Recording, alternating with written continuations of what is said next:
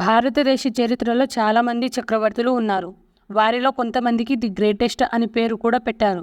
భారతదేశంలోని గొప్ప చక్రవర్తులు జ్ఞానం మరియు కరుణతో పాలించిన వారు మరియు సానుకూల మార్పు యొక్క శాశ్వత వారసత్వాన్ని మిగిల్చారు. వారు చేసిన కృషి త్యాగం వల్లే నేడు మనం ఇంత సంతోషంగా ఉన్నాము. మరి అలాంటి గొప్ప చక్రవర్తుల గురించి తెలుసుకుందామా? నెంబర్ 1, చంద్రగుప్త మౌర్య. ప్రాచీన భారతదేశంలో మౌర్య సామ్రాజ్య స్థాపకుడు. దేశంలోని చిన్న చిన్న రాజ్యాలను ఏకతాటిపై తెచ్చి వాటిని కలిపి ఒక పెద్ద సామ్రాజ్యంగా తీర్చిదిద్దిన వ్యక్తి. చంద్రగుప్త మౌర్య తన గురువు చాణక్యుడితో కలిసి నంద సామ్రాజ్యాన్ని అంతం చేయడంలో బాధ్యత వహించాడు. చంద్రగుప్త మౌర్యుని మూలాల గురించి అనేక పరిశోధనలు మరియు అధ్యయనాలు జరిగాయి. కొంతమంది చరిత్రకారులు అతను నంద యువరాజు అని చెబుతారు. మరికొందరేమో చంద్రగుప్తుడు మౌర్యాస్కు చెందినవాడు అని లేదా ఇండోసిథియస్ వంశానికి చెందిన క్షత్రియులకు చెందినవాడని చెబుతారు. చంద్రగుప్తుణ్ణి అతని తల్లిదండ్రులు విడిచిపెట్టారని మరియు అతను నిరాడంబరమైన నేపథ్యం నుండి వచ్చాడని కూడా చెప్పబడింది. పురాణాల ప్రకారం అతను ఒక మత సంబంధమైన కుటుంబంలో పెరిగాడు. తర్వాత చాణక్యుడిచే ఆశ్రమం పొందాడు. చాణక్యుడు అతనికి పరిపాలన నియమాలను మరియు విజయవంతమైన చక్రవర్తి కావడానికి అవసరమైన ప్రతిదాన్ని నేర్పించాడు. చంద్రగుప్త మౌర్య భారత ఉపఖండం యొక్క వాయువ్య ప్రాంతంలో మాసిడోనియస్ సత్రపీలను ఓడించాడు. అలెగ్జాండర్ ది గ్రేట్ చేత స్వాధీనం చేసుకున్న చాలా భారతీయ భూభాగాలను నియంత్రించిన గ్రీకు పాలకుడు సెల్యూకస్పై అతను యుద్ధం చేశాడు. అయితే సెల్యూకస్ తన కుమార్తెను చంద్రగుప్త మౌర్యకు ఇచ్చి వివాహం చేశాడు. అలాగే అతనితో పొత్తు పెట్టుకున్నాడు. సెల్యూకస్ సహాయంతో చంద్రగుప్తుడు అనేక ప్రాంతాలను స్వాధీనం చేసుకోవడం ప్రారంభించాడు మరియు దక్షిణాసియా వరకు తన సామ్రాజ్యాన్ని విస్తరించాడు. మౌర్య సామ్రాజ్యం దేవాలయాలు, నీటిపారుదల, రిజర్వాయర్లు, రోడ్లు మరియు గనుల వంటి ఇంజనీరింగ్ అద్భుతాలకు ప్రసిద్ధి చెందింది. చంద్రగుప్త మౌర్య పెద్ద పెద్ద రోడ్ల మార్గాలను నిర్మించాడు. ఇతను పాటలిపుత్ర అంటే పాట్నా నుంచి తక్షశిల అంటే పాకిస్తాన్కి కలుపుతూ 1000 మైళ్ళ పొడవైన ఒక హైవేని కూడా నిర్మించాడు. చంద్రగుప్త మౌర్య చక్రవర్తి దగ్గర వందల వేల మంది సైనికులు ఉండేవారని అనేక గ్రీకు గ్రంథాలలో వర్ణింపబడింది. ఈయన సైన్యంలో 5 లక్షల కంటే ఎక్కువ పాద సైనికులు, 9000 యుద్ధ ఏనుగులు మరియు 30 అశ్విక దళాలు ఉండేవని అనేక గ్రీకు కథనాలు సూచిస్తున్నాయి. సైన్యం మొత్తం బాగా శిక్షణ పొంది మంచి జీతం పొంది చాణక్యుడి సలహా మేరకు ప్రత్యేక హోదాను పొందారు. చంద్రగుప్త మౌర్యుని పాలనలో భారతదేశం మొత్తం మరియు దక్షిణాసియాలో ఎక్కువ భాగం ఏకమైంది. బౌద్ధం, జైన మతం, బ్రాహ్మణిజం మరియు అజీవిక వంటి వివిధ మతాలు అతని పాలనలో అభివృద్ధి చెందాయి. 297 BCలో తన ఆధ్యాత్మిక గురువు సేన్ భద్రబాహు మార్గదర్శకత్వంలో చంద్రగుప్త మౌర్య సల్యఖాన ద్వారా తన శరీరాన్ని వదులుకోవాలని నిర్ణయించుకున్నాడు. అందువల్ల అతను ఉపవాసం ప్రారంభించాడు. శ్రావణ బీళగోళ అంటే కర్ణాటకలోని ఒక గుహలో అతను తన స్వయం ఆకలితో ఉన్న రోజును ముగించాడు. ఇప్పుడు ఆ గుహలో ఒక చిన్న గుడి కూడా ఉంది. నెంబర్ 2, అక్బర్. అక్బర్ అసలు పేరు అబుల్ ఫజ్ జలాలుద్దీన్ మహమ్మద్ అక్బర్. అక్బర్ ది గ్రేట్ అని కూడా ప్రసిద్ధి చెందాడు.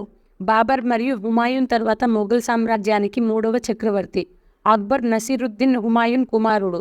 తండ్రి తర్వాత అక్బర్ 1556వ సంవత్సరంలో కేవలం 13 సంవత్సరాల వయసులో చక్రవర్తి అయ్యాడు. అక్బర్ 1542 అక్టోబర్ 15న సింధ్లోని ఉమర్ కోటాలో జన్మించాడు. మొఘల్ రాజవంశానికి చెందిన 2వ చక్రవర్తి అయిన అతని తండ్రి హుమాయూన్ యుద్ధంలో ఓడిపోయిన తర్వాత పారిపోయాడు. అదే సమయంలో ఆయన భార్య అయిన హమీద బాను బేగం హిందూ పాలకుడు రాణా ప్రతాప్చే ఆశ్రమం పొందారు. అక్బర్ తన మామ వాళ్ళ ఇంట్లో పెరిగాడు. తన చిన్నతనంలోనే ఒక చక్రవర్తికి కావాల్సిన విద్యలన్నీ నేర్చుకున్నాడు అక్బర్. 1555లో పర్షియన్ పాలకుడు షా తహమస్ప్ I సైనిక మద్దతుతో హుమాయూన్ ఢిల్లీని తిరిగి స్వాధీనం చేసుకున్నాడు. తర్వాత కొన్ని రోజులకు హుమాయూన్ చనిపోయాడు. అప్పుడు అక్బర్ వయసు 13 సంవత్సరాలు. అక్బర్ ఫిబ్రవరి 14, 1556న కలనౌర్ అంటే పంజాబ్లో హుమాయూన్ తర్వాత అధికారంలోకి వచ్చాడు. అక్బర్ నవంబర్ 1551లో తన మేనమామ హిందాల్ మిర్జా కుమార్తె రుకయ్య సుల్తాన్ బేగంను వివాహం చేసుకున్నాడు. అక్బర్ తన పాలన యొక్క మొదటి దశాబ్దాన్ని తన సామ్రాజ్యాన్ని విస్తరించడానికి అంకితం చేశాడు. ఉత్తర మరియు మధ్య భారతదేశంలోని చాలా ప్రాంతాలపై తన ఆధిపత్యాన్ని ఏకీకృతం చేసిన తర్వాత అక్బర్ తన దృష్టిని రాజపుతానా వైపు మళ్లించాడు. ఇది అతని ఆధిపత్యానికి భయంకరమైన ముప్పును అందించింది. 1561 నుండి అక్బర్ రాజపుతానాను జయించాలనే తపనను ప్రారంభించాడు. రాజ్పుత్ పాలకులు తన పాలనకు లొంగిపోయేలా చేయడానికి అతను రాంగ్ రూట్లో రావాలనుకున్నాడు. 1567లో అక్బర్ మేవార్లోని చిత్తోర్ఘర్ కోటపై దాడి చేశాడు. ఇది రాజ్పుతానాలో పాలనను స్థాపించడంలో చాలా ఉపయోగపడింది. మొత్తం మీద రాజపుత్ర రాష్ట్రాలు మొఘల్ సేనల ముందు ఓడిపోయాయి. రాజపుతానాపై అతని విజయం తరువాత అక్బర్ గుజరాత్, కాబూల్, కాశ్మీర్, సింధ్, బెంగాల్ మరియు కాందహార్లను మొఘల్ భూభాగంలోకి తీసుకువచ్చాడు. 1595లో మొఘల్ సైన్యం వెంటా అండ్ మక్రాన్ చుట్టూ ఉన్న బలూచిస్తాన్ భాగాలను స్వాధీనం చేసుకుంది. 1593లో అక్బర్ దక్కన్ భూభాగాలను స్వాధీనం చేసుకునేందుకు బయలుదేరాడు. అతను అహ్మద్ నగర్లో తన అధికారానికి వ్యతిరేకతను ఎదుర్కొన్నాడు. 1595లో దక్కన్ రాష్ట్రంపై దాడి చేశాడు. అక్బర్ తన పాలనలో అనేక కోటలు అండ్ సమాధులను నిర్మించాడు. వ్యసనపరిచే వెలుగర్ ఆర్కిటెక్చర్ అని పిలువబడే ఒక ప్రత్యేకమైన నిర్మాణ శైలిని స్థాపించాడు. అక్బర్ తన 63 సంవత్సరాల వయసులో తీవ్రమైన విరేచనాలతో అనారోగ్యానికి గురయ్యారు. అతను దాని నుండి కోలుకోలేదు. చివరికి 27 అక్టోబర్ 1605న ఫతేపూర్ సిక్రీలో అతను మరణించాడు. నెంబర్ 3 అశోక చక్రవర్తి. అశోక ది గ్రేట్ అని పిలువబడే అశోకుడు మౌర్య రాజ్యవంశం యొక్క గౌరవనీయమైన భారతీయ చక్రవర్తి. అతని వారసత్వం క్రూరమైన విజేత నుండి దయగల మరియు జ్ఞానోదయమైన పాలకుడిగా అద్భుతమైన పరివర్తన ద్వారా గుర్తింపబడింది. రక్తపాత కళింగ యుద్ధం తర్వాత అశోకుడు బౌద్ధ మతాన్ని స్వీకరించి అహింస, మత సహనం మరియు సామాజిక సంక్షేమ సూత్రాలకు తన పాలనను అంకితం చేశాడు. అతని శాసనాలు అతని సామ్రాజ్యం అంతటా స్తంభాలు మరియు రాళ్లపై చెక్కబడిన విగ్రహాలు నైతిక ధర్మం, సామాజిక న్యాయం, సామరస్య సందేశాలను వ్యాప్తి చేశాడు. భారతదేశ చరిత్రపై అశోకుడి ప్రగాఢ ప్రభావం మరియు నైతిక పాలన పట్ల అతని నిరంతర నిబద్ధత తరతరాలకు స్ఫూర్తినిచ్చే శాశ్వత వారసత్వాన్ని మిగిల్చాయి. అశోకుడు మౌర్య సామ్రాజ్యానికి మొదటి చక్రవర్తి అయిన చంద్రగుప్త మౌర్యుని మనవడు. బిందుసారుడు అశోకుడి తండ్రి.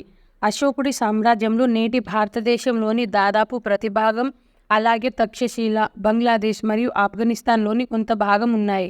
అశోకుడు కళింగులతో పోరాడి భారీ రక్తపాతంతో యుద్ధంలో గెలిచాడు. ఇది రాజుకు దయనీయంగా మారింది. కళింగ యుద్ధం అతనికి మొదటి మరియు చివరి యుద్ధం. మళ్ళీ ఆయుధాలను చేతిలో పట్టుకోకూడదని నిర్ణయించుకున్నాడు.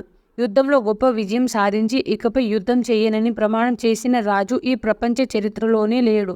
అశోకుడు బౌద్ధ మతాన్ని స్వీకరించి అహింస యొక్క ఉపదేశకుడు అయ్యాడు. అతను జంతు మరియు నరబలిని నిషేధించాడు. అశోకుడు బహుశా ప్రపంచంలోని మొట్టమొదటి నిజమైన జ్ఞానోదయ చక్రవర్తి. ప్రజల శ్రేయస్సు కోసం తనని తాను అంకితం చేసుకున్నాడు. అతను భారతదేశం అంతటా బౌద్ధ మతాన్ని ప్రచారం చేశాడు. ఆయన సిలోన్ వరకు వెళ్ళాడు. అశోకుని ధర్మ సామ్రాజ్యంలో సత్యం, ధర్మం, అహింస మరియు కరుణ మాత్రమే ఉన్నాయి. దేవనాం ప్రియ అన్నది అశోకరాజు బిరుదు. దేవనాం ప్రియదర్శ సూచనల మేరకు వ్రాసిన శాసనాలు భారతదేశం అంతటా కనుగొనబడ్డాయి. అశోకుడు ఇలా అన్నాడు: సైనిక విజయం జీవితంలో గొప్ప విజయం కాదు, జీవితంలో గొప్ప విజయం ధర్మ విజయం. నెంబర్ 4 చక్రవర్తి శివాజీ. శివాజీ భారతదేశ చరిత్రలో సువర్ణాక్షరాలతో లిఖించబడిన పేరు. ఈ పేరు వింటే హిందూ మతం పులకరించిపోతుంది. మొఘలుల దాడుల నుంచి హిందూ మతాన్ని రక్షించిన ఘనత ఆ మరాఠా యోధుడికే దక్కుతుంది. తల్లి సంరక్షణలో, బైరం ఖాన్ శిక్షణలో ఆరితేరిన శివాజీ తన యుద్ధ తంత్రాలతో బీజాపుర, గోల్కొండ సుల్తానులు, మొఘలులకు చెమటలు పట్టించాడు. తన గురువు సమర్థ రామదాసు, తల్లి జిజియాబాయి బోధనలతో హిందూమత సంరక్షణకు కంకణం కట్టుకున్నాడు. ముస్లింలకు ముచ్చెమటలు పట్టించిన శివాజీ తన రాజ్యంలో మాత్రం లౌకికవాదాన్ని పాటించేవారు. అన్ని మతాల వాళ్లను సమానంగా చూసేవారు. ఇతర మతాల నుంచి హిందువులుగా మారిన వారిని గౌరవించేవారు. అంతేకాదు, హిందువుగా మారిన ఓ వ్యక్తికి తన కుమార్తెను ఇచ్చి వివాహం జరిపించాడు. హిందూ మతాన్ని కాపాడడం కోసమే ముస్లిం వాళ్లతో యుద్ధం చేశాడే తప్ప ఎన్నడూ వారి మతాన్ని వ్యతిరేకించలేదు. యుద్ధతంత్రాల్లో శివాజీ అనుసరించే విధానం శత్రువులకు అంతుబట్టని విధంగా సాగేది. తండ్రి నుంచి వారసత్వంగా వచ్చిన 2000 మంది సైనికులను 10,000 మంది స్థాయికి పెంచుకోగలిగాడు. పటిష్టమైన సైన్యంతో పాటు నిఘా వ్యక్తులను కూడా కలిగి ఉండడమే కాకుండా ఆధునిక యుద్ధ తంత్రాలను ఉపయోగించేవాడు. వీటిలో ముఖ్యమైనది గోరిల్లా దాడి. శివాజీ తన సైన్యం పట్ల అత్యంత శ్రద్ధ చూపేవారు. తన వాళ్ళ ప్రాణానికి తన ప్రాణాన్ని అడ్డుపెట్టి మరీ యుద్ధం చేసేవారు. తనకంటే బలవంతుడైన అఫ్జల్ ఖాన్ను చాకచక్యంగా అంతం చేశాడు. అఫ్జల్ పథకాన్ని ముందుగానే పసిగట్టిన శివాజీ తన చేతులకు పులిగోళ్లను తొడుక్కొని అతడిని హతమార్చాడు. మహిళల పట్ల అపారమైన గౌరవం. ఇతర రాజ్యాలపై దండెత్తినప్పుడు స్త్రీలపై ఎలాంటి దాడులకు అనుమతించేవారు కాదు. ఇలా ఎవరైనా చేస్తే వారి పట్ల చాలా కఠినంగా వ్యవహరించేవారు. నైపుణ్యం ఉన్న వారిని సైనికులుగా స్వీకరించేవారు. సైన్యంలో ఎలాంటి సిఫార్సులను పట్టించుకునేవారు కాదు. అలాగే సైనికులకు వ్యక్తిగత ఆయుధాలను కూడా ఇవ్వడానికి నిరాకరించారు. కొన్ని సమయాల్లో వీటితో రాజ్యంలోని పౌరులకు హాని కలుగుతుందని భావించారు. వేరే రాజ్యాలను ఆక్రమించుకునే సందర్భంలో దోచుకున్న ఆయుధాలను తప్పనిసరిగా లెక్కలు చూపి ఆయుధాగారానికి తరలించాలనే నిబంధనను అమలు చేశారు. అలాగే మత ప్రదేశాలు, ఇళ్లపై దాడులకు అంగీకరించేవారు కాదు. శివాజీ ఎన్నో కోటలను సులువుగా స్వాధీనం చేసుకున్నా పూణే దగ్గర ఉన్న కొండన కోట స్వాధీనం కాలేదు. జూన్ 6, 1674న రాయగఢ్ కోటలో వేద పట్టణాల మధ్య శివాజీని క్షత్రియ రాజులందరికీ అధిపతిగా కీర్తిస్తూ ఛత్రపతి అనే బిరుదును ప్రదానం చేశారు. 27 ఏళ్ల పాటు యుద్ధాలలో గడిపి హిందూ రాజులకు ఆదర్శంగా నిలిచి సువిశాల మరాఠా సామ్రాజ్యాన్ని నెలకొల్పిన ఛత్రపతి శివాజీ 3 వారాలు తీవ్ర జ్వరంతో బాధపడి ఏప్రిల్ 3, 1680న రాయగఢ్ కోటలో మరణించారు. శివాజీ పెద్ద కొడుకు అయిన శంభాజీ తరువాత రాజ్యాన్ని చేపట్టి మొఘలులను సమర్థవంతంగా ఎదుర్కొని పరిపాలించాడు. సుదీర్ఘ యుద్ధ కాలంలో లెక్కలేనన్ని యుద్ధాలు చేసినా ఎన్నడూ పవిత్ర స్థలాలను ధ్వంసం చేయలేదు. యుద్ధంలో ఓడిపోయిన శత్రువుల రాజ్యంలో ఉన్న యుద్ధం చేయలేని వారికి, స్త్రీలకి, పసివారికి సహాయం చేశాడు. ఒకసారి శివాజీ సైన్యాధికారి ఒక చిన్న ముస్లిం రాజును ఓడించి అతడి అందమైన కోడలిని తీసుకువచ్చి శివాజీ ముందు ప్రవేశపెట్టాడు. శివాజీ ఆమెతో, నా తల్లి కూడా మీ అంత అందమైనదిగా ఉంటే నేను కూడా అందంగా ఉండేవాడిని అని అంటూ ఆమెను తల్లిలాగా గౌరవించి కానుకలతో ఆమె రాజ్యానికి పంపించాడు. మరి ఛత్రపతి శివాజీ గురించి మీరేమనుకుంటున్నారో కామెంట్లో చెప్పండి. నెంబర్ 5, కనిష్క చక్రవర్తి. మౌర్య సామ్రాజ్య పతన అనంతరం ఉత్తర భారతదేశంపైకి దండెత్తి వచ్చిన కుషాణులలో కనిష్కుడు గొప్పవాడు. కనిష్కుడే శాకయుగ ప్రారంభికుడని చరిత్రకారులు చెబుతారు. బట్ నిజానికి ఇతడు విదేశీయుడు. కనిష్కుడు కాశ్మీరాన్ని జయించాడు. అక్కడే కనిష్కపురం అనే పట్టణాన్ని కూడా నిర్మించాడు. మగధను జయించి పాటలిపుత్ర నగరాన్ని ఆక్రమించాడు. చైనా విజయం తర్వాత అతనికి దైవపుత్ర బిరుదును కూడా అందించారు. కనిష్కుని రాజధాని పురుషాపురం, ఇదే నేటి పేషావర్, ఇప్పటికీ పాకిస్తాన్లో ఉంది. కనిష్కుడు కుషాన్ వంశానికి చెందిన గొప్ప రాజు. అతని సామ్రాజ్యంలో ప్రస్తుత ఆఫ్ఘనిస్తాన్, పాకిస్తాన్ మరియు భారతదేశంలోని కొన్ని భాగాలు ఉండేవి. కనిష్క గాంధారాలో జన్మించాడు. అతని తండ్రి వీమా కడ్ఫిషన్. అతను సుమారు 90 నుండి 100 CE వరకు కుషాన్ సామ్రాజ్యాన్ని పాలించాడు. కనిష్క తల్లి పార్థియన్ సామ్రాజ్యానికి చెందిన యువరాణి. కనిష్కుడి పాలన 127 CEలో ప్రారంభమైంది. కనిష్కుడు బౌద్ధ మతానికి గొప్ప పోషకుడనే చెప్పాలి. అతను అనేక బౌద్ధ స్తూపాలు మరియు విహారాలను నిర్మించాడు. ఇతను కాశ్మీర్లో 4వ బౌద్ధ మండలిని కూడా ఏర్పాటు చేశాడు. అయినప్పటికీ అతను బౌద్ధులను హింసించినందున అపఖ్యాతి పాలయ్యాడు. 140 CE ప్రారంభంలో అతను బౌద్ధ సన్యాసి నాగార్జునను ఉరితీయమని ఆదేశించాడు. బౌద్ధులను హింసించినప్పటికీ కనిష్కుడు బౌద్ధ చరిత్రలో అత్యంత ముఖ్యమైన రాజులలో ఒకడు. అతను ప్రపంచంలోని కొత్త ప్రాంతాలకు బౌద్ధ మతాన్ని వ్యాప్తి చేయడానికి సహాయపడ్డాడు. అతను బౌద్ధ మతం యొక్క కొత్త పాఠశాలలను రూపొందించడానికి కూడా సహాయం చేశాడు. కనిష్కుడు బౌద్ధ పడపు గొప్ప పోషకుడు. అతను బుద్ధుని అనేక విగ్రహాలు మరియు చిత్రాలను నియమించాడు. కనిష్కుడు 151 CEలో మరణించాడు. అతని మరణం తర్వాత కుషాన్ సామ్రాజ్యం క్షీణించడం ప్రారంభించింది. కనిష్కుడు బౌద్ధ మతాన్ని ప్రపంచంలోని కొత్త ప్రాంతాలకు వ్యాప్తి చేయడంలో సహాయపడిన గొప్ప రాజు. నెంబర్ 6, పృథ్వీరాజ్ చౌహాన్ చక్రవర్తి. చరిత్ర ఎరుగని రాజ్యసం ఈయనకే సొంతం. ఈయన చౌహాన్ లేదా చాహమన్న రాజ్యవంశానికి చెందిన చక్రవర్తి. 1178 to 1192 AD వరకు వాయువ్య భారతదేశాన్ని పరిపాలించాడు. ఈయన ప్రస్తుత రాజస్థాన్, ఢిల్లీ, హర్యానా ప్రాంతాలను అజ్మీర్ రాజధానిగా పరిపాలించాడు. గజని అనే ప్రాంతాన్ని పరిపాలిస్తున్నటువంటి మొహమ్మద్ ఘేరీ 1191లో ఈయనపై దండెత్తి వచ్చాడు. ఆ యుద్ధంలో ఓడిపోయిన ఘేరీ తిరిగి గజనికి పారిపోయాడు.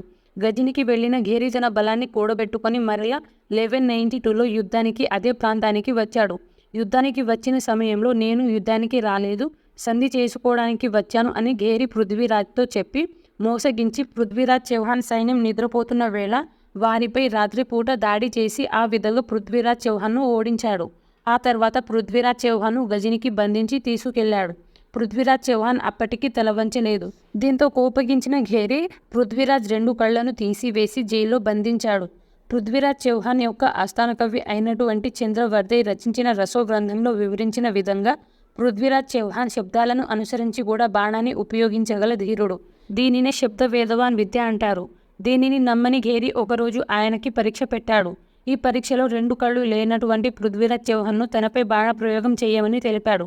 పృథ్వీరాజ్ శబ్దాన్ని అనుసరించి సింహాసనం మీద కూర్చున్న ఘేరీని ఒకే బాణంలో మట్టు పెట్టాడు. ఆ తర్వాత శత్రువుల రాజ్యంలో చనిపోవడం ఇష్టం లేని తాను ఆత్మహత్య చేసుకొని మరణించినట్లు రాసో గ్రంథంలో వివరించడం జరిగింది. భారతదేశ చరిత్రలో నిలిచిపోయే మహా చక్రవర్తులలో పృథ్వీరాజ్ చౌహాన్ కూడా ఒకరు. ఆయన ధైర్య సాహసాలు అందరికీ స్ఫూర్తిదాయకం. నెంబర్ 7, రంజిత్ సింగ్ చక్రవర్తి.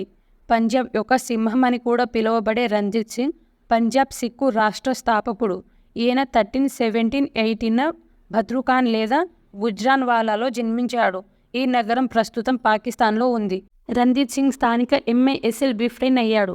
MISL అనేది ఆ సమయంలో సిక్కు యోధుల యూనిట్ను సూచించేది. ఆ సమయంలో ఆ ప్రాంతంలో 12 MISLs ఉన్నాయి. 1790లో ఆయన తండ్రి చనిపోయారు. తండ్రి మరణించినప్పుడు రణ్జిత్ వయసు కేవలం 10 ఏళ్లు మాత్రమే.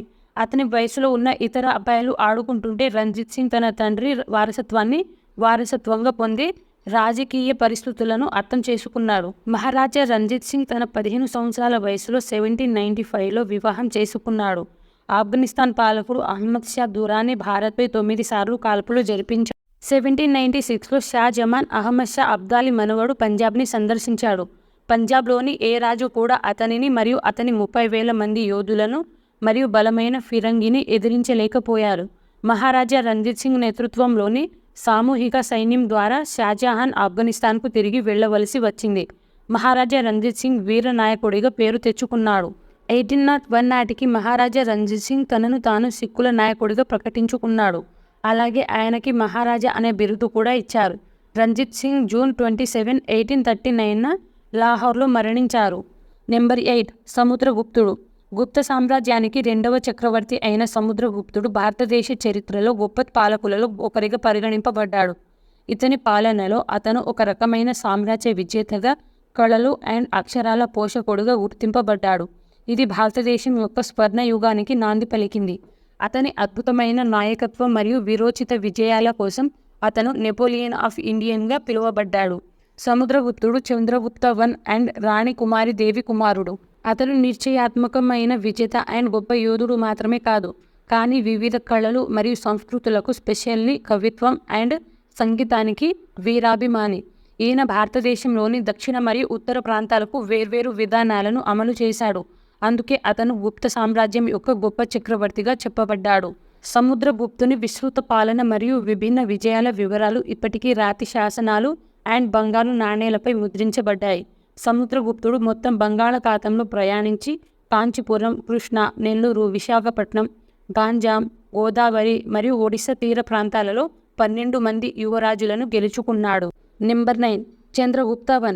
చంద్రగుప్త I ఘటోత్కచ గుప్తుని కుమారుడు మరియు శ్రీగుప్తుని మనవడు. ఈయన పూర్వీకులు మహారాజాగా పిలువబడుతుండగా చంద్రగుప్త I మహారాజాది రాజా బిరుదును గెలుచుకున్నాడు. మహారాజాది రాజా అంటే అన్ని రాజుల రాజు అని అర్థం. ఈయనకి ఈ బిరుదు రావడానికి మెయిన్ రీజన్ అతని గొప్పతనం అండ్ అత్యున్నత శక్తి అతని పాలనలో బాగా ప్రభావితం చేసింది. అతని విజయాలు మరియు వివాహ సంబంధాల ద్వారా రాజ్యవంశం యొక్క ప్రతిష్ట మరియు అధికారాన్ని విస్తృతంగా విస్తరింపజేశాడు. ఈయన లిప్చెవి యువరాణి కుమారి దేవిని వివాహం చేసుకున్నాడు. ఇది అతనికి చాలా శక్తిని అండ్ గుర్తింపును తెచ్చిపెట్టింది. అతని రాజ్యంలో ఔధ్, తిర్హాట్, ఆధునిక బీహార్, అలహాబాద్ అండ్ మగధ ప్రాంతాలు ఉన్నాయి. చంద్రగుప్తుడు చాలా ప్రతిభావంతమైన చక్రవర్తి అండ్ తన రాజ్యాన్ని సరిహద్దులు దాటి విస్తరించాడు. అతని విజయాలకి గుర్తుగా రాజవంశం యొక్క ప్రావిన్స్లోని అనేక ఇతర ప్రాంతాలు అండ్ రాష్ట్రాలకు జోడింపబడ్డాయి. భారతీయ నాగరికత గుప్త రాజవంశంలో చంద్రగుప్త I కాలంలో ప్రారంభమైంది. చంద్రగుప్త 335 ADలో మరణించాడు. ఈయన తర్వాత తన కొడుకు అయిన సముద్రగుప్తుడు తన రాజ్యాన్ని పరిపాలించాడు. నెంబర్ 10 మహారాణా ప్రతాప్. మహారాణా ప్రతాప్గా ప్రసిద్ధి చెందిన ప్రతాప్ సింగ్ 9th May 1540లో జన్మించాడు మరియు ఆధునిక రాజస్థాన్లోని ఒక ప్రావిన్స్ అయిన మేవార్కు రాజపుత్ర రాజు. మహారాజా ప్రతాప్ గొప్ప యోధుడు అండ్ రాజస్థాన్ హీరో అనే బిరుదు కూడా పొందుకున్నాడు. ఎందుకంటే అక్బర్ తన ప్రాంతంపై విజయం సాధించడానికి చేసిన ప్రయత్నాల కారణంగా అతను మొఘల్ దండయాత్రకు లొంగిపోకుండా నిరాకరించిన ధైర్య యోధుడిగా గుర్తింపబడ్డాడు. 1568లో మొఘలులు చిత్తోర్గఢ్ను ముట్టడించారు అండ్ మేవార్ యొక్క తూర్పు భాగాలపై విజయం సాధించారు. అప్పటి మొఘల్ రాజు అక్బర్ మేవార్ మీదుగా గుజరాత్కు స్థిరమైన మార్గాన్ని పొందాలనుకున్నాడు. 1572లో ప్రతాప్ సింగ్ రాజు అయినప్పుడు అక్బర్ రాజస్థాన్లోని ఇతర రాజుల వలె అక్బర్కు సామంతకుడిగా సేవ చేయమని మహారాణా ప్రతాప్తో చెబుతాడు. కానీ ప్రతాప్ సింగ్ అక్బర్ మాటలను నిరాకరించడంతో మాన్సింగ్ I అండ్ మహారాణా ప్రతాప్ నేతృత్వంలోని అక్బర్ దళాల మధ్య 18 జూన్ 1576న హల్దీఘాటి యుద్ధం జరిగింది. మొఘలులు యుద్ధంలో గెలిచారు అండ్ మేవారీలపై భారీ ప్రాణనష్టం విధించారు. అయినప్పటికీ ప్రతాప్ సింగ్ తప్పించుకోవడంతో వారు అరెస్టు చేయడంలో విఫలమయ్యారు. తర్వాత ప్రతాప్ సింగ్ ఉదయపూర్, కుంభల్గర్ అండ్ గోగుండాతో సహా పశ్చిమ మేవార్లను తిరిగి తన స్వాధీనం చేసుకున్నాడు. మహారాణా ప్రతాప్ 19th జనవరి 1597న చావంత్ వద్ద వేట ప్రమాదంలో గాయపడి మరణించాడు. తర్వాత అతని సింహాసనాన్ని తన పెద్ద కుమారుడు అమర్ సింగ్ అధిష్ఠించారు. ఈ చక్రవర్తులలో మీ ఫేవరెట్ చక్రవర్తి ఎవరో కామెంట్లో చెప్పండి. వీడియో నచ్చితే like, share and subscribe to our channel. Thanks for watching. Bye.